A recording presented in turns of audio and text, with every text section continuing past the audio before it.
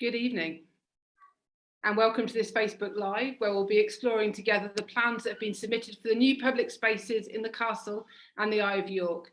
So I'm Helen Graham and with Phil Bixby facilitate the My Castle Gateway public engagement process. I'm delighted to be here this evening with Andy Kerr, who is the City of York Council lead for the Castle Gateway area, and Matthew Costa, who is landscape architect with the BDP team who've developed the designs you will see today.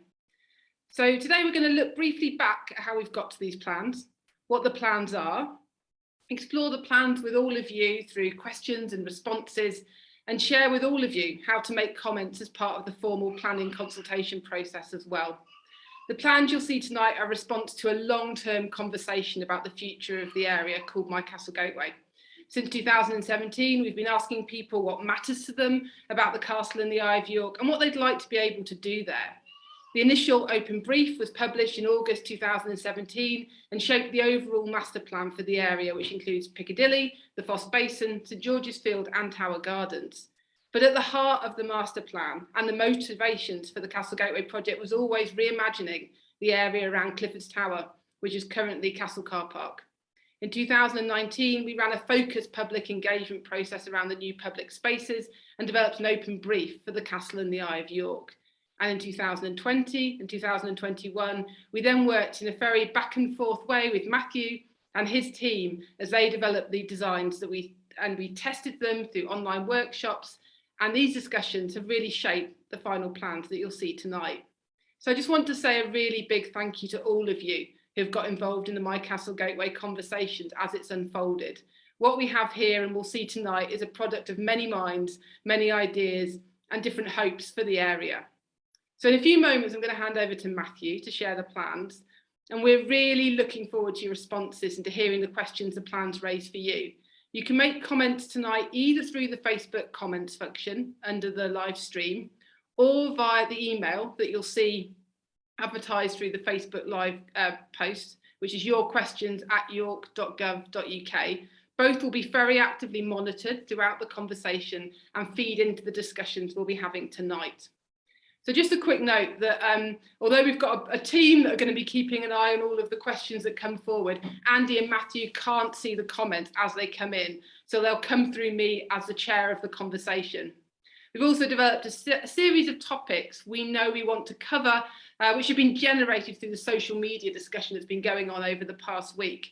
So the discussion will be shaped immediately by the people who are here now, but also reflect some of the wider comments and discussions that we know have been going on social media over the past week. So I'm going to pass over now to Matthew, who's going to share the plans. Thank you, Helen. Just bear with me while I share my screen.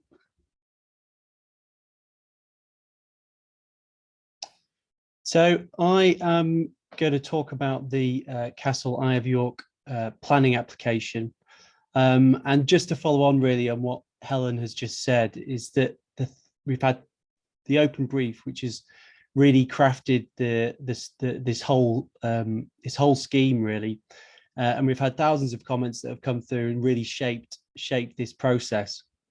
So in terms of the open brief, it was really the starting point for our design, and the slide you can sort of see here is just a snapshot of some of the uses and some of the activities that people asked to be seen and to happen within the space.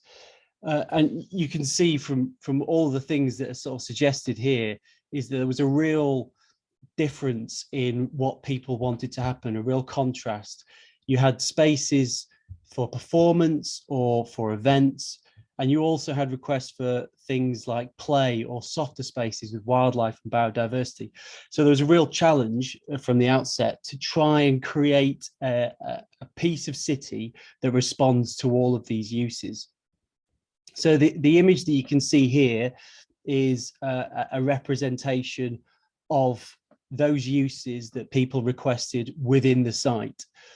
Just quickly going around as you arrive from sort of Castlegate in the city, what we wanted to do was really create a sense of arrival, so that when you arrived from Castlegate, you really got a feeling that you entered into a different part of York.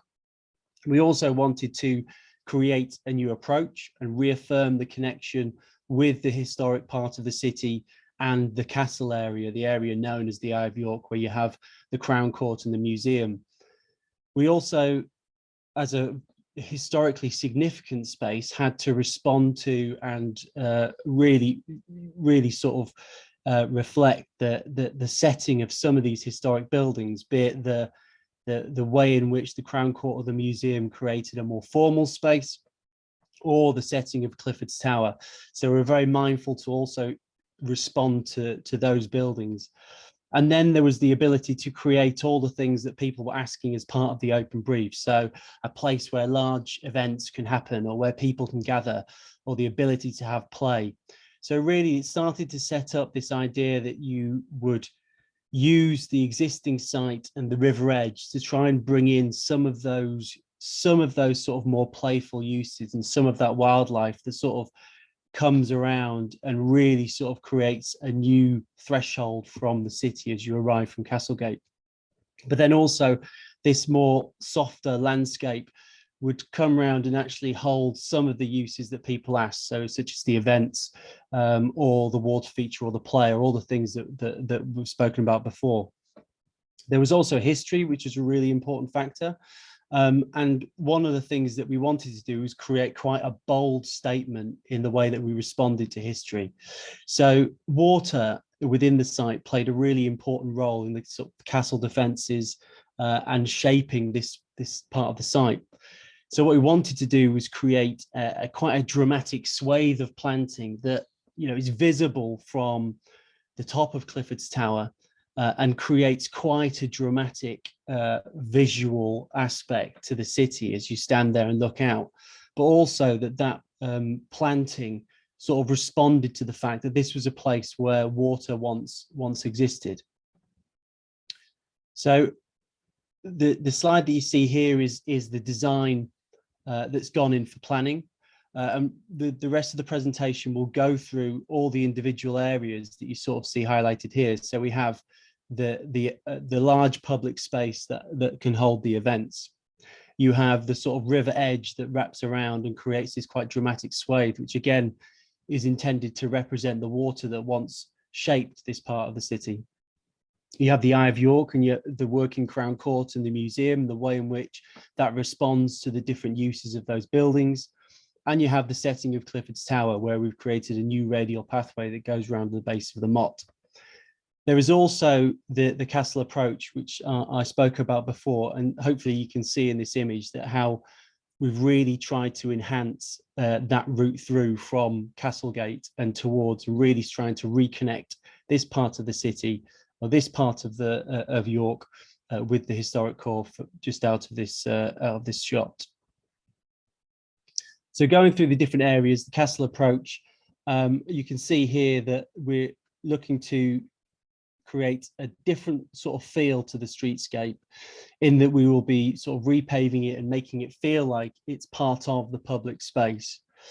There will be a sort of a defensive line that will go into more detail later in the presentation, but essentially this will be a control point that will stop vehicles from coming into the site. So the event space, all this area that you see here, will be pedestrian access space, and will have restricted access from vehicles. As you walk through this part of the site, and as you come from Castlegate, this will really hopefully feel like quite a green gateway into the city, and this dramatic sort of swathe hopefully creates that real feeling that you've entered a completely new part and a much softer, greener space. So this view that you see here is the actual view that's taken from Clifford's Tower. We've modeled the entire site in 3D, and so it gives us the ability to really assess what some of these vantage points will look like. So this is the sort of the viewpoint from Clifford's Tower, where you can see this swathe of planting that comes around and wraps around the Clifford's Tower. And then this is the view that's taken from Castlegate, looking down towards the debtors' prison, looking down towards the Eye of York. So hopefully you can see that we've really tried to re-establish that connection through to the Eye of York within the site, but then also how the planting really starts to define this area of the city and really gives a much more sort of family friendly and a much more sort of different park-like almost character to this part of the city. In terms of the new public space, this is mainly a hard space, and we've worked with York Council, and we've worked with stakeholders to try and really shape this space to make sure that it works for what people have asked it to do.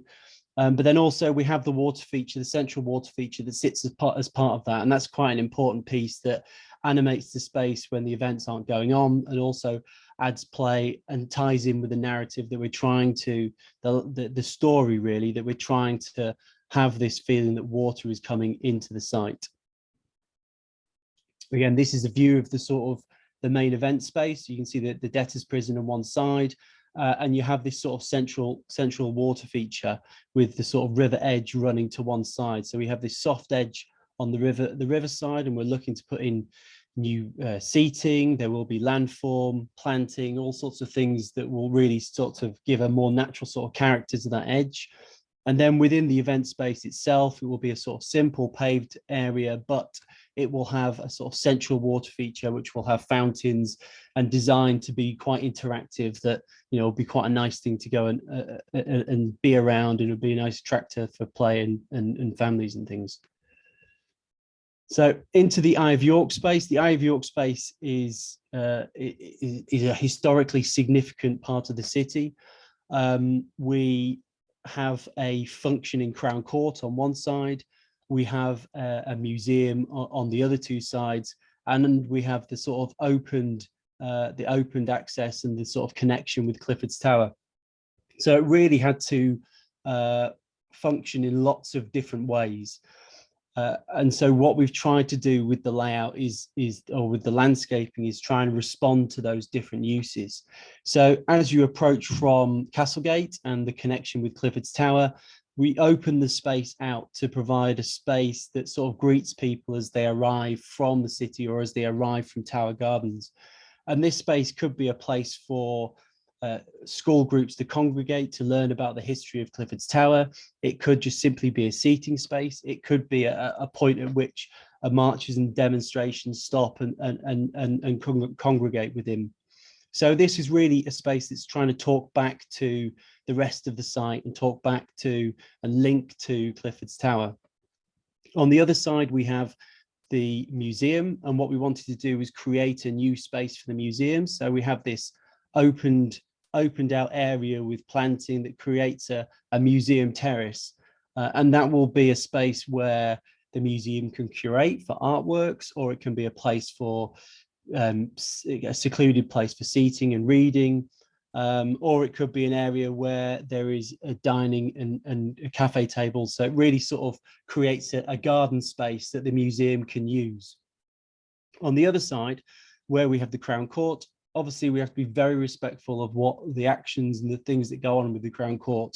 So this side is really, we're trying to not discourage people from congregating there, but it's not the spaces where it's not the area where we have spaces that specific uses are intended.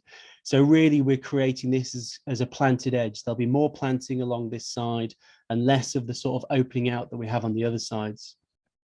In terms of vehicle access, again, this is an area that is restricted to vehicles, but we will have parking that's associated with the Crown Court and the museum.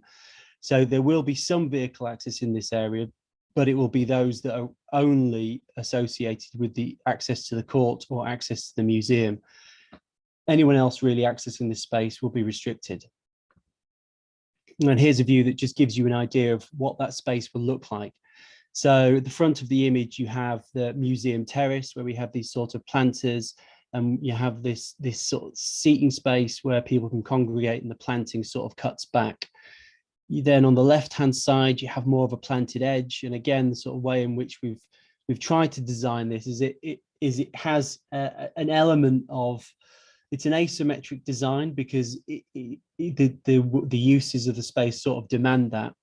But it's essentially quite a simple language of space when you're in there. So it has this curved pathway that links around and ties the sort of museum terrace round to the area that's sort of facing onto Clifford's Tower. But you can see it has quite a softer character than it has today, quite a planted garden-like feel to it, and we've retained the existing oak tree in the centre of it. So again, that's quite an important feature which has been maintained within this area of the site. In terms of the River Park, and again, this is where there's a real different character of sort of space. What we wanted to do was connect to the Castle Mills development, which you can see here. So that doesn't form part of this application. It has been approved, but obviously we need to tie into the design of that. And what we wanted to do was create a linear park, a river park that starts with the Castle Mills scheme, starts with this new sort of garden space where you have access down to the river, and then links through via a river walk, which will be a sort of a boardwalk through to the riverfront area where we've got the more sort of playful elements within the Eye of York Castle Car Park scheme. So in terms of the actual boardwalk, the riverwalk area, this is an area that is quite high in ecological value. So what we wanted to do was try not to disturb that as much as possible. So we're looking to create an elevated boardwalk, which actually wraps around the back of the museum building. So it provides new access to the castle walls, so people will be able to view and see the castle walls where at the moment they can't. And also it will be a real sort of, we see it as being almost like a nature trail that links through. So it'll be quite rich in biodiversity. It'll provide access for people to look over the river edge, and it will connect the garden space that's with the Castle Mills scheme through to the river edge, the riverfront area that we've got within our scheme. And then as you arrive from the sort of river walk area, you enter into the site, and this is where the river edge sort of spills all the way through to the sort of prison wall that you see, the former Georgian prison wall that sits there along the riverfront. You can gain access to it and view over that, but then also it opens out to the language that we're trying to create a sort of much softer, more informal edges to the event space that's further behind. So this view here and the view on the next page, when it flicks on, I think it's slightly slow. The next page, when it flashes up, it will be, there we go, will be the riverfront edge. So you can see here, this is the view down to the river edge. So we've got Phoenix in the background there, and you have this much more sort of natural planting palette that we'll be applying to this sort of swathe that comes around and wraps around the event space. You have the area, the sort of shaded garden on this one side, which sits near to where the drop is. And then you have a sort of small sort of secondary, smaller sort of seating space before you get into the main event space further along. In terms of Clifford's Tower, we've worked with the stakeholders well, all the way through the scheme. We've worked with stakeholders, but certainly with the sort of the edges to Clifford's Tower, we work with our stakeholders, and we've tried to create a sort of place of reflection for sort of remembrance, particularly of the 1190. We worked with the York Liberal Jewish community about an area of remembrance for the 1190 massacre, and this is the space that you sort of see in the sort of space that you see here is this space here, where it's the ability for people to sit, that's sort of sat with planting to give a sense of enclosure.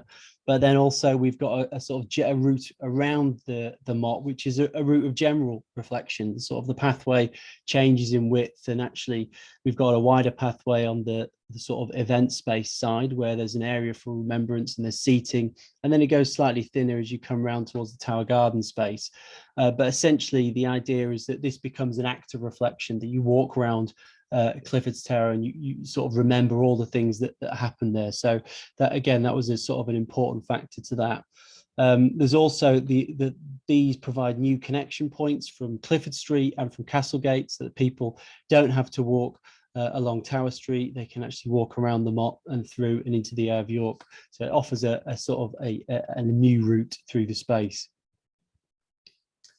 In terms of Tower Street itself, one of the things that we wanted to do was create a space that felt like it was more pedestrian and cycle friendly.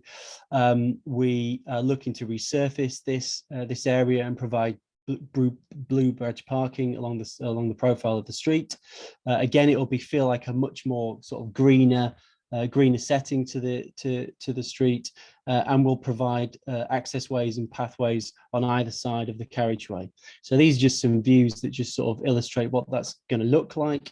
We'll sort of talk about the detail of how we will surface this potentially in the next stage of the questions. But this just gives you an idea of what that street sort of looks like, the parking on the one side and the sort of planted edge to Clifford's Tower on the other. This is the sort of green or the sort of the sort of entrance space as you arrive from Castlegate. So this is the point where Castlegate and Tower Street meet on the corner. And then the last sort of few views are just views as you arrive into the site from, this is from Clifford Street. So again, it gives you an idea of sort of what the materials are that we're looking to propose along that streetscape and the way in which we're looking to have sort of a paved surface within the pathway. And on the carriageway, we're looking to provide sets. And again, sort of greening and planting to make it feel like it's much more of a sort of a more pedestrian friendly environment. In terms of the arrival from Tower Gardens, again, this is the view that shows you sort of how this planting and this new threshold will hopefully wrap around and give that distinct feeling that you're entering into a new part of the city. But again, we're looking to resurface and really make this all much more sort of pedestrian cycle friendly. So we're looking to really widen these pathways and create a sort of a surface which feels like it's less dominated by vehicles. But this gives you the sort of the setting that you can sort of see as you arrive from Tower Gardens. And that's all of the spaces within the design. So it's quite a quick skim over the planning application designs that we've got at the moment. But I will stop sharing and have the question and answer sessions. So. Thank you so much, Matthew. So we are very much open to questions now, and I can see questions are very much coming in. We're really interested in what you're interested in these plans, and to building a really great conversation between us over the rest of the session. So Andy, one question that's come up in the social media before today, but I can see is already coming through on some of the live comments as well, is really about how the plans for the Castle and the Eye of York fit within the wider master plan, and in particular this question of replacement car parking. Yeah, thanks, Helen. So yeah, we've been on a real journey with this. I mean, I've been involved in the project since 2016, and I think, as you said at the start, the master plan was approved in 2018, and that cross-party political support, and it's had a huge groundswell of opinion, and certainly just thank Helen and Phil for their efforts in helping us to navigate that and the public engagement we've done. Obviously, the Castle and Eye of York is the heart of the master plan, and it's the real benefit to sort of remove car parking from the base of Clifford's Tower and really create a piece of really high quality public space for the city and for our residents, which celebrates the heritage of this part of the city. I think the key point is at this stage it is just a planning application. So the reason we're doing this and going ahead to get the planning permission in place is that gives us the best chance of securing external funding to help us pay for this. Government funding, such as things like levelling up, devolution funding, is all dependent on a shovel-ready scheme. But the key point is the final decision to proceed with the closure of the car park and to implement this will be subject to a full executive decision, a quality impact assessments, and a business case which shows that the funding is there for it. And part of that is the replacement car parking. So when we did the master plan in 2018, the approved master plan, the solution at that time was for a multi-storey car park at St George's Field. There was lots of voices in the process said they would only support the master plan if there was replacement car parking to offset the loss of Castle Car Park, particularly from city centre businesses. So where we are in terms of that is that the executive, we have a planning permission for the multi-storey car park, but the council's executive have asked that we undertake a full business case review to check that that still is the best solution for replacement car parking. And Castle and Eye of York will only proceed on the basis of that decision having been taken and the replacement car parking solution being implemented. So we're doing a full business case review at the moment at St George's Field, hoping to bring back a paper in the spring to executive negative, but having the planning permission in place, it gives us that best chance of securing that external funding from central government that will help to deliver the whole of the master plan for the area. Thank you, Andy. So linked to this question of replacement car parking is the question of blue badge parking. So this has been raised by a number of people and organisations in advance of today, but I can see it's already coming through on the live comments as well. So you just talk us through the strategy in relationship to blue badge parking. Yeah, definitely. So blue badge parking is obviously a massively important issue for the city, and it's one that has been part of a number of decisions ongoing, and it's part of an ongoing process around reviewing city centre access and trying to work to maximise blue badge parking wherever we can across the city centre, and for a range of different blue badge holders who've got differing needs. In this location, we're looking to retain the bays, the disabled parking bays, which are on street at Tower Street as part of that development, but Castle Car Park does close. Now, Castle Car Park is one of the three closest car parks to the city centre, and the others being Q Park and Piccadilly are multi-storey car parks, and they're not ideal solutions for people with adapted vehicles and some blue badge holders. So what we're looking at through the strategic review of access is to create as many dedicated disabled parking bays as close to the city centre as possible. And there are bays across the city centre which are closer than Castle Car Park, at Duncan Place, at Deangate particularly, at Carmelite Street. And also to add that there is blue badge parking permitted on double yellow lines within the city centre, as well in areas outside the immediate Foot Street area. Now, as part of the Castlegate Way, Castlegate is currently not an area that blue badge holders can park, but from September they will be able to.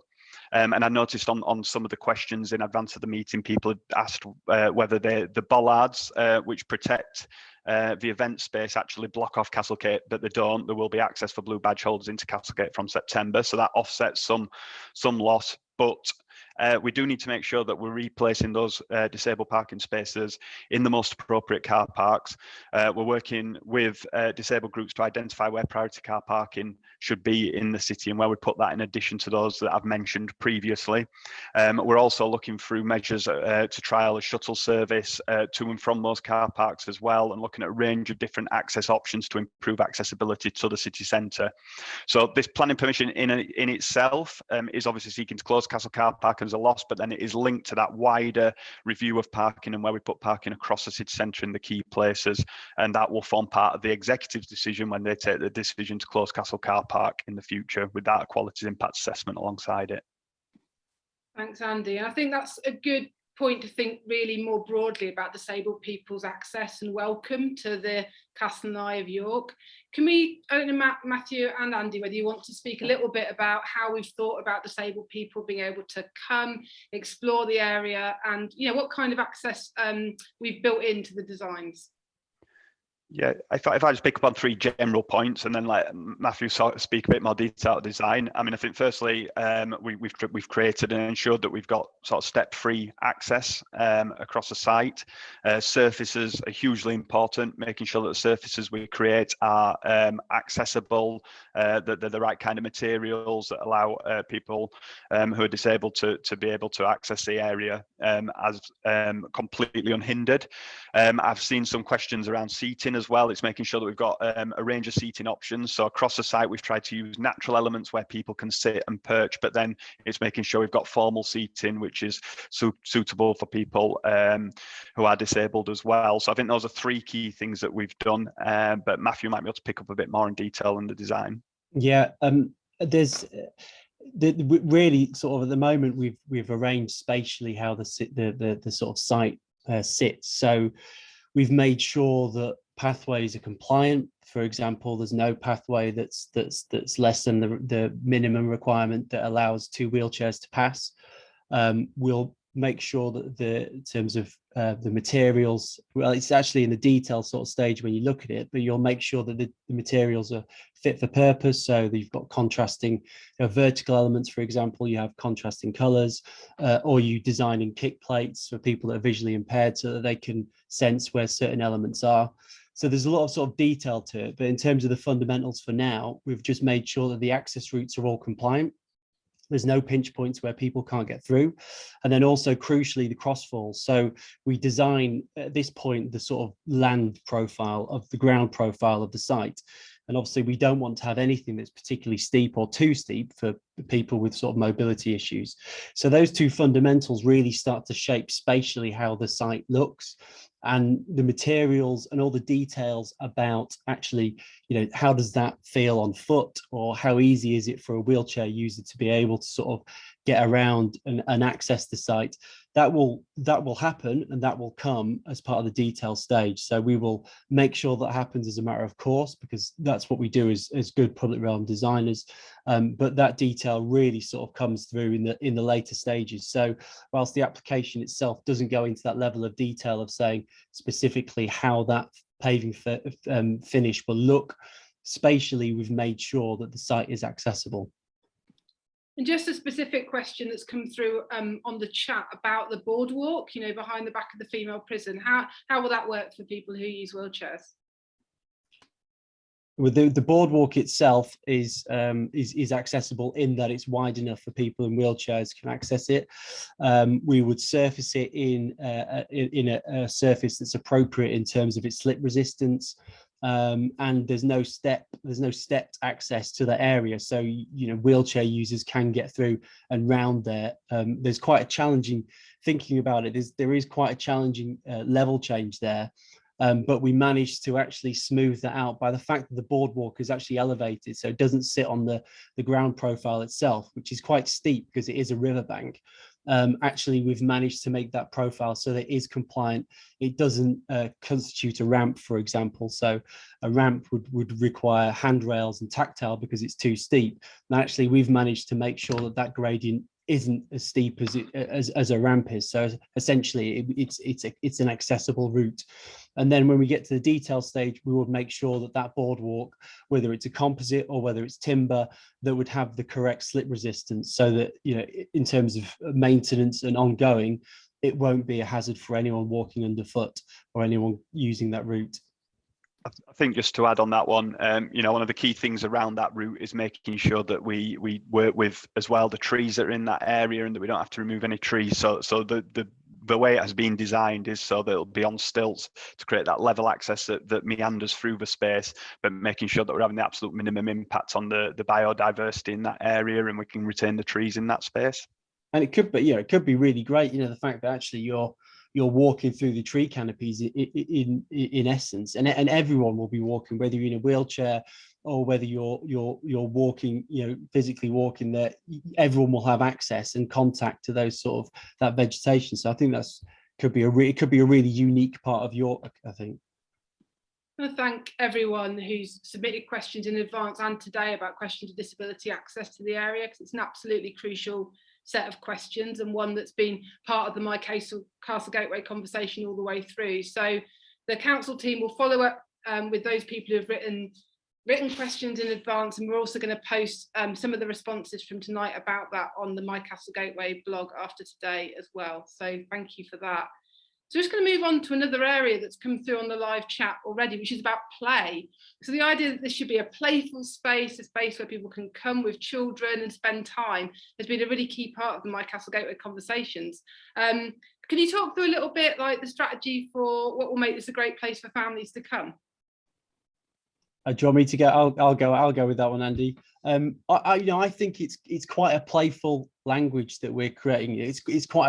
It will be quite a playful sort of piece of public realm. If you think about sort of the river edge, we've got seating areas, we've got stepping stones, we've got quite a wild, natural sort of feel to it. There's going to be sort of sustainable. This is an architectural term, sustainable urban drainage, but essentially there will be sort of elements of water when it's particularly like waterlogged. There'll be sort of little sort of areas that are quite natural in there and exploratory in their sort of nature.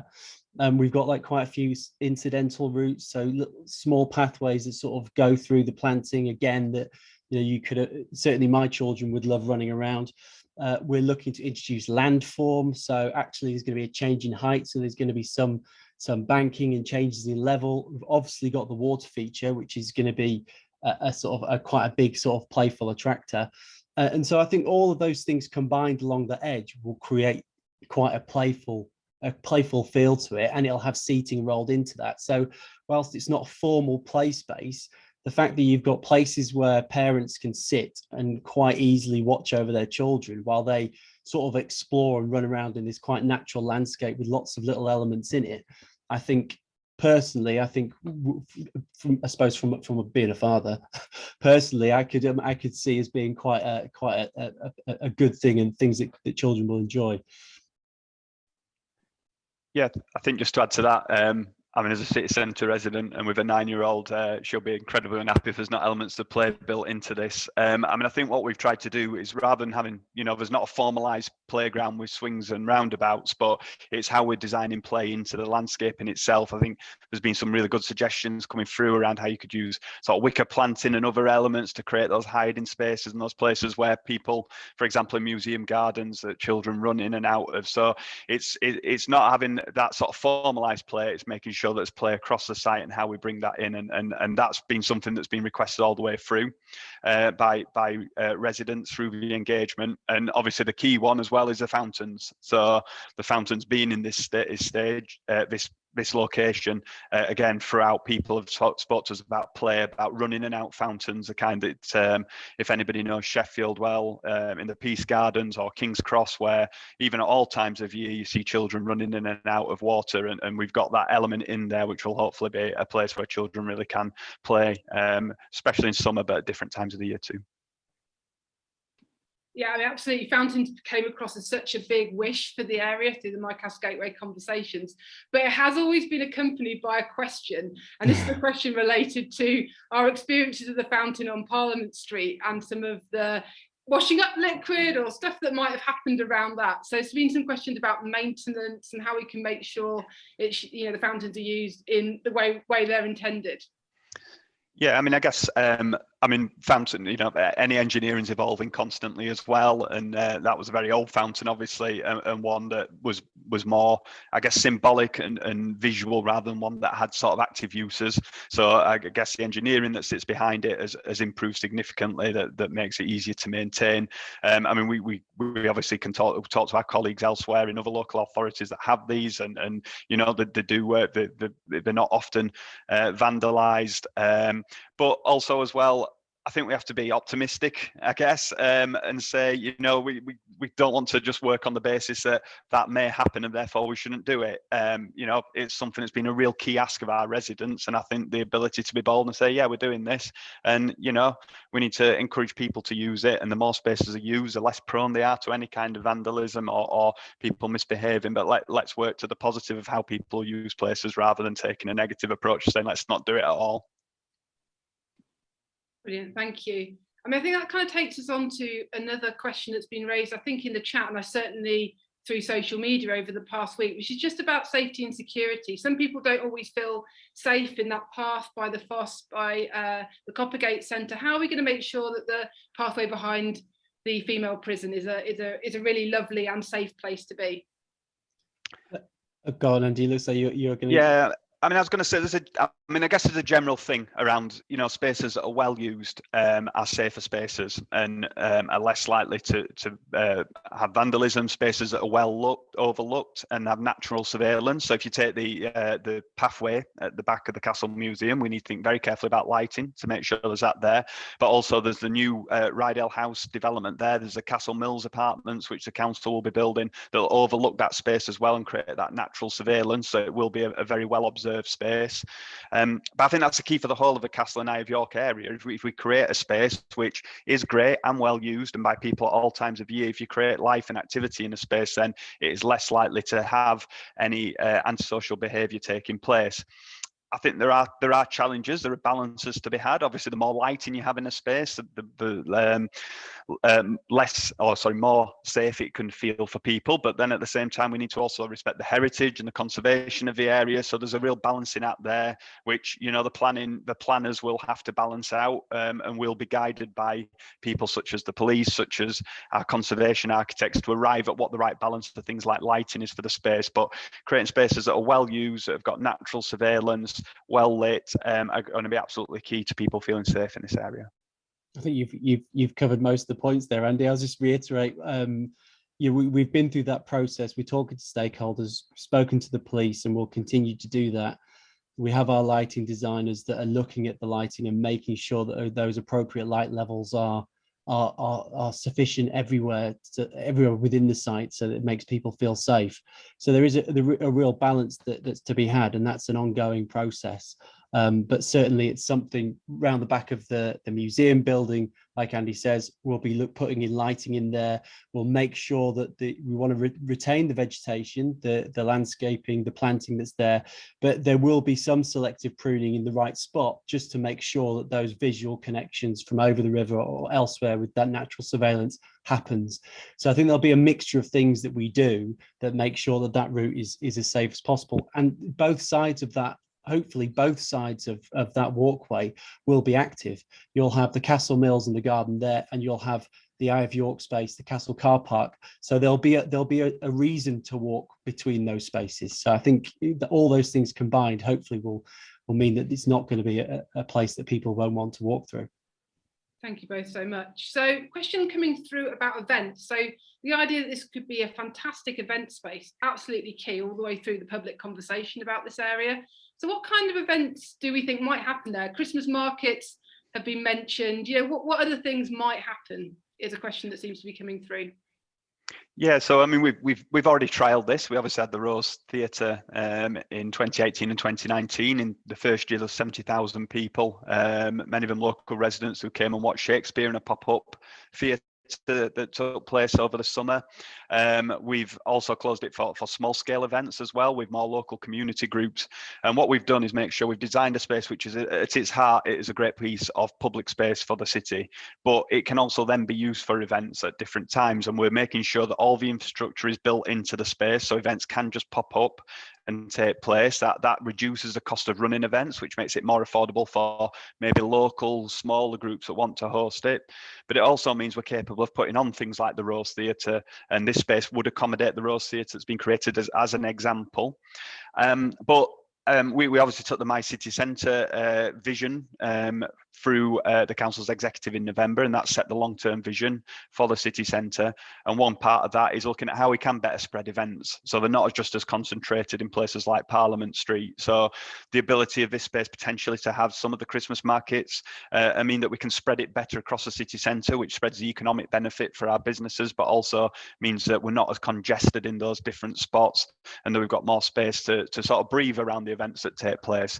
So I think what I would say is that there's a whole range of events that can take place in this area, from the bigger scale events that, you know, maybe ticketed and people want to attend, to free to attend events, and also not just focusing on the event space itself. We've also looked at the Eye of York and the area in front of the female prison building, so the Castle Museum and the plinth there, and how that could be an area that could be a speaker's corner or something that local community groups again can stage events in. So the key is getting the infrastructure in place so these things can just pop up out of the ground, reduce things like generators, which are expensive, noisy and bad for the environment, make sure we've got proper plumb toilets that can go in, all those things that will help it work well as a space.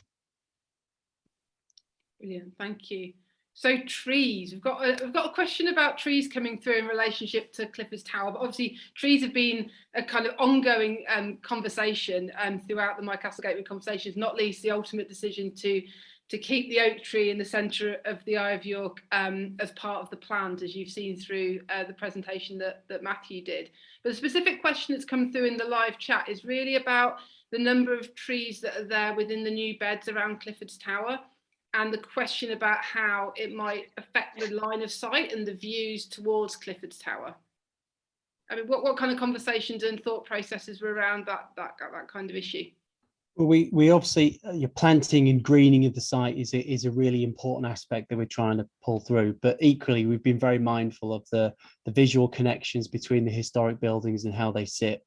So in terms of the actual planting and the sort of heights of trees and things like that, we've been looking at them just to make sure that some of those visual connections aren't obscured. So for example, if you're sat in the Eye of York space, where the sort of the opening out is looking back towards Clifford's Tower, there's a really strong sort of visual connection maintained there, even though there are some trees that sort of lower level trees that sort of sit within the sort of curtilage of that near that sort of radial path that we've created round the motte of Clifford's Tower.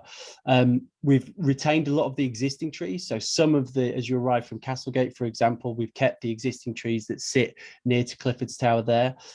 So there's a real sort of mix, but I suppose essentially we've tried to be mindful. We've tried to green the site because greening's come through as really important.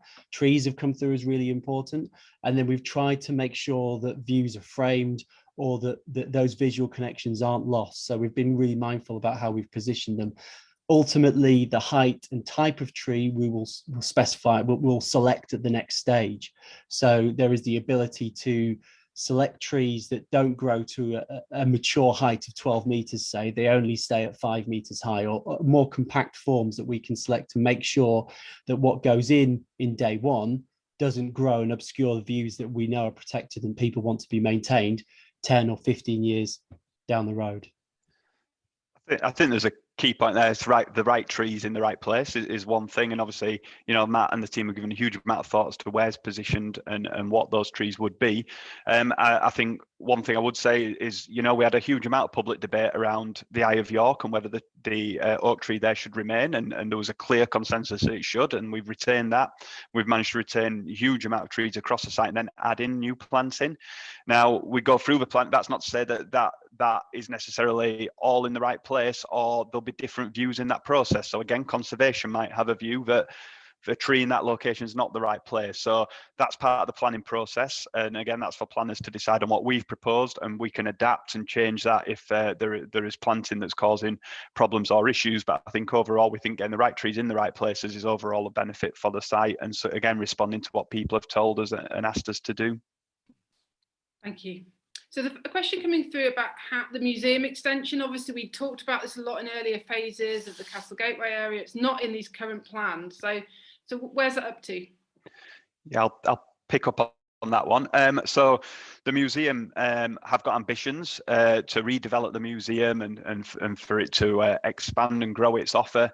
And obviously pre-pandemic, they were looking at a building that could emerge out into the site on the end of the female prison building. So in the space where we've got on the plans is an area of soft landscaping, which, you know, if a museum's plans progress, if they secure funding and planning permission, that could accommodate a new building. I think the pandemic's meant that the museum are reviewing their plans, but they still remain committed to redeveloping the museum. But those plans are being considered in the light of the pandemic and being tweaked. But what we've done is made sure we've safeguarded an area which could have a new museum entrance to it, if that is how the plans progress. If the museum's plans change at all, then the design that we've got works with that as well. So again, I think the key is with something of this size and scale, a regeneration project, there's always an element that the plans you take forward are that snapshot in time. If little things change and continue to change, they can be adapted right through to the point where we develop out the scheme. So we've kept it flexible, but this scheme works without any extension building, but it'll work with one should there be one forthcoming in the future. Yeah, thank you. So a question that's come through in social media before tonight, and has definitely been part of the live conversation as well, is around funding. How is this going to be paid for? You mentioned that little bit at the beginning, Andy, in terms of like potential public funding for it. But another question is crowdfunding. How can the people of York get involved perhaps in making this happen? Yeah, I mean that's an interesting thought, actually, an interesting proposal. I think people have also mentioned around corporate sponsorship as well, and how that could help. We're obviously not at the point yet doing the detailed business case around the funding, because we're trying to get the planning permission, which may allow us to access the levelling up funding or devolution funding that could allow us to deliver this, which would be coming from central government rather than from local York residents. The funding picture, we've got the Castle Mills apartments on the other side, which is part of the project, which also has a number of great public benefits, such as a new pedestrian cycle bridge over the Foss and cycle routes through the area. But the sale of those apartments will help to pay for the wider master plan as well. But what we're doing is we're putting ourselves in the best possible position to secure external funding and make sure that we've got a scheme that we can deliver.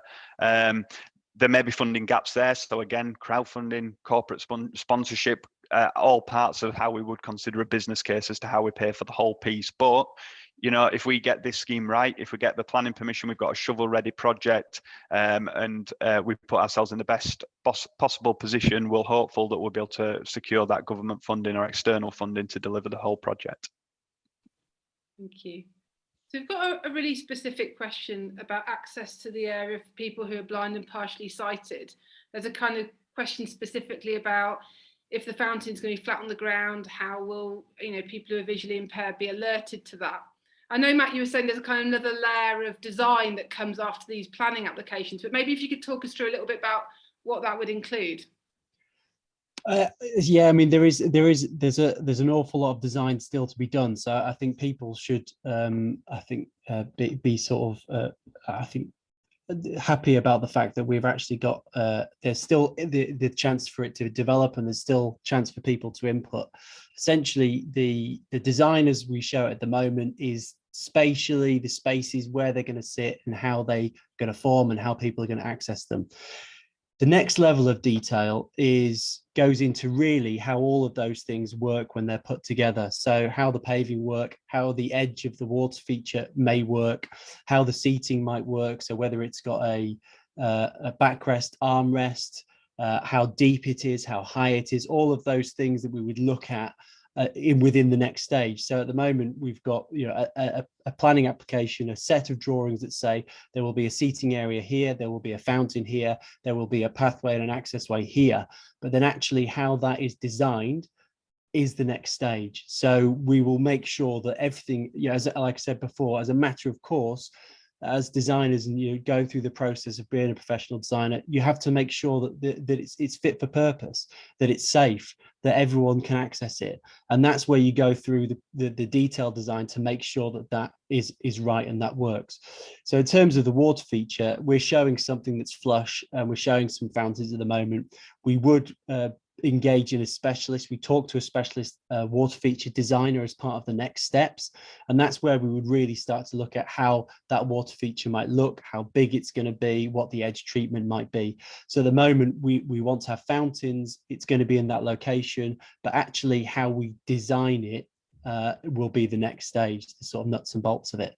So I mean, I know that's it still probably sounds slightly confusing, but essentially I think people should be reassured that there is another level of detail there. And if they do have concerns, we will be looking to address them, because that's the process that we go on. Thank you, Matthew. So this is a question that's come up through the chat, and it's a persistent one, which is it's great to have these new public spaces, but how are we going to make sure they look good, are well maintained, litter is picked, you know, all of the gardening's great? You know, Andy, what sort of the plans for long-term maintenance? Yeah, I mean, I think, again, that ties into the business case. So one of the key things that I'm very passionate about is when we're designing up spaces, we're thinking about the future as well. And one of we obviously have to secure the capital funding, the thing that pays for everything that we're creating and building, but we need to think about how we then fund the maintenance of that, how we look after the landscaping, how do we make sure it's clean. So one of the things we'll be looking to do and do that business case is being very clear about what the long-term cost of that is and how we continue to maintain it, to make sure that, you know, people are making these decisions in terms of we're fully informed about what the costs are, but also that we've got a plan in place to make sure that the space continues to look and feel great as we go forward, like places like the Museum Gardens do, and Dean's Park, and all those other great spaces that we've got across the city centre already. This needs to be that same quality and benefit for people. Thank you. So I think this might be our final question. There's been a question that's come through in the live chat about Castlegate itself. So we're doing all of this work on these big public spaces where the Castle car park is currently. What about that really key connecting street that links the city centre to the new public spaces? Yeah, so obviously the master plan covers a much wider area than just the Castle and Eye of York area, and Castlegate is one of the future phases, identifies the future phase about how that street develops and how we can celebrate the history of that street. We've obviously got Fairfax House on there, the home of the Civic Trust, and it's had a real change in nature through the pandemic with some outdoor seating, but that also presented challenges because it was a street where blue badge parking was removed from. So like I say, at the moment the decision has been taken that from September that permanently blue badge holders will be able to park in that location. So what we need to do is work with that now and work with that decision and consider it in the context of enabling people to be able to park in those spaces.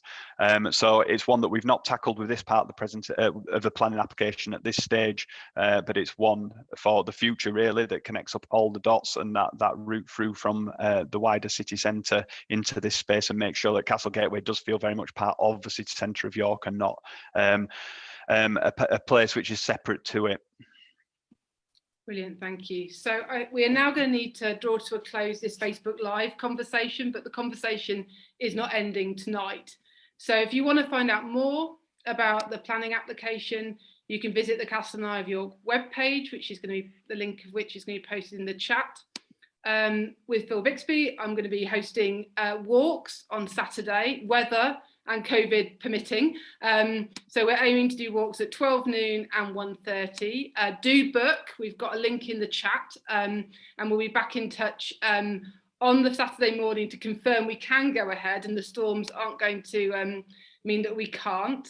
But a really important way you can have your say on the plans is to comment on the planning application. So you can view the Castle and Eye of York planning application at the planning portal. There's a specific reference number that's going to be posted in the chat now. And we really want to carry on the conversation in social media. Following today's conversations, we're going to draw up a kind of frequently asked questions blog and also do a virtual tour based on the walks we're doing at the weekend. So we really look forward to this conversation continuing. So just to say a very big thanks to Matthew and to Andy for fielding all the questions this evening and talking us through the plans. A really big thanks to the team of people who have organised tonight and have been gathering questions. So thank you to Catherine, to Will and to Phil.